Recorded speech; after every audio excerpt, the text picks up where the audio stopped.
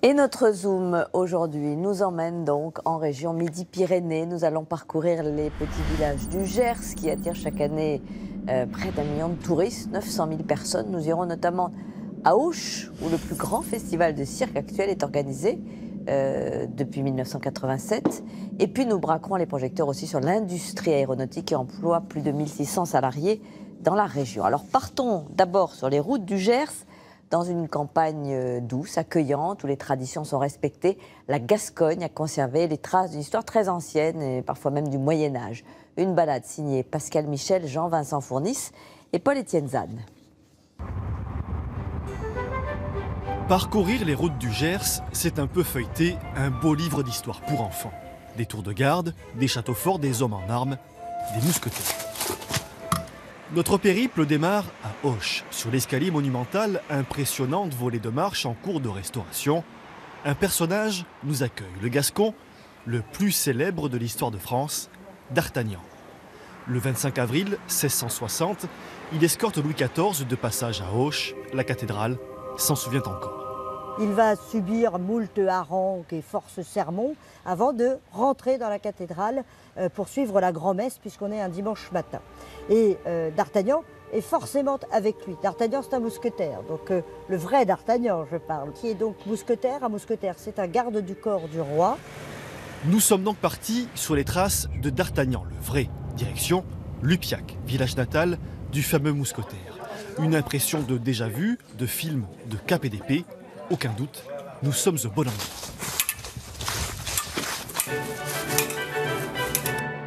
Petite leçon d'histoire. Charles de Batz-Castelmort, dit D'Artagnan, naquit dans ce château, non loin de Lupiac, entre 1611 et 1615. Il y a vécu jusqu'à 17 ans, c'est là qu'il a appris à manier la rapière, et sa famille était implantée à Lupiac depuis longtemps. Il avait un frère qui était curé à Lupiac, et Athos, Porthos, Aramis, ses copains du romain ont aussi existé. Tous pour un, un pour tous. Chaque année, Lupiac fait un bond en arrière de 4 siècles et rend hommage à son héros. Les Lupiacois revêtent l'habit d'époque. Je suis juste une petite vieille dame du village, c'est tout. Annette, écossaise, est aussi l'une des couturières de l'association D'Artagnan de Lupiac. Et là, on tourne. C'est une traîne, donc elle est dans... Elle est derrière la traîne. Hop, voilà. En quelques années, dans ce petit atelier, 500 costumes ont été confectionnés. Tous nos costumes sont faits sur mesure. Et ça, voilà, la dame qui s'en occupe, c'est Véronique, qui est chargée de contrôler tous les costumes. On a fait des costumes paysans ordinaires, des casaques de mousquetaires, des costumes de belles dames. On a fait des costumes spéciaux pour des cochers. Le Gers est un balcon sur les Pyrénées. Au petit matin, le pic du Midi se découpe au-dessus des vallées embrumées. C'est aussi un pays de bastides, de petits villages médiévaux fortifiés. Bassous, par exemple, son donjon, sa halle, hors d'âge, et ses vieilles fermes au milieu des vignes. Elle est remontée? Ouais, c'est la température. Elle est remontée et on a un meilleur équilibre. Scène de la vie quotidienne en ce moment dans cette région que l'on appelle l'Armagnac. Nous sommes en pleine période de distillation de l'eau de vie gersoise. Aux commandes, Jérôme Lacave, conducteur d'alambic, nuit et jour. Là-bas, voilà, c'est un petit peu la chambre du distillateur. Parce qu'effectivement, on reste là nuit et jour. Alors on se relaie, hein, parce qu'il faut rester là 24 heures sur 24 pour le surveiller, puis ça se dérègle en permanence. C'est sujet aux variations extérieures, des pressions atmosphériques. Elle est très bonne. Elle est bonne, elle est fruitée, tout en étant assez forte parce qu'elle est à 59 degrés quand même. Ce qui compte là, c'est qu'elle est un bon fruité. Alors ça peut être la vanille, ça peut être la violette, des fois ça peut être plein d'arômes. Et quand ça va passer en fût de chêne, ce sera encore d'autres arômes qu'elle va prendre. C'est ainsi que l'eau de vie, la blanche, la gnôle, devient Armagnac. Celui-ci date de 1973. Épicé, poivré un peu. C'est du thé presque. Un thé gascon. On en apprend tous les jours, hein, parce qu'après l'Armagnac, c'est le très long. Complexe. Complexe, ouais. Le Gers vient de célébrer les 700 ans de l'Armagnac, l'un des piliers du patrimoine gascon. L'autre pilier est un pilier de cathédrale. Notre balade nous conduit à Larounieux. Sa collégiale est l'un des joyaux du Gers.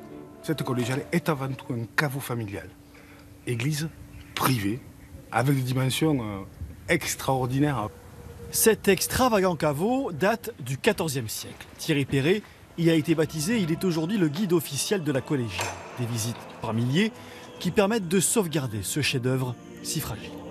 Une partie du droit d'entrée sert à la restauration du monument. Enfin, on a pu conserver le joyau de ce monument qui est la sacristie avec ces fameuses fresques-là. On y va.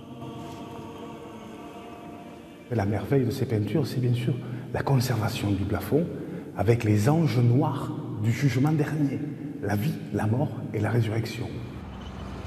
Sillonner le Gers, c'est découvrir un patrimoine religieux riche, insolite comme le clocher Thor de Baran ou précieux comme l'abbaye de Flaran. Son cloître, son église, son grand jardin attirent chaque année près de 50 000 visiteurs. C'est le site le plus fréquenté du Gers. Là, vous retrouvez ce qui correspond en fait à l'abside et au chevet de l'église. Et puis, vous trouvez ensuite le long développement du dortoir. C'est ce dortoir qui attire tant de monde, ou plutôt le trésor qu'il recèle. La collection Simonov, du nom d'un riche amateur d'art britannique.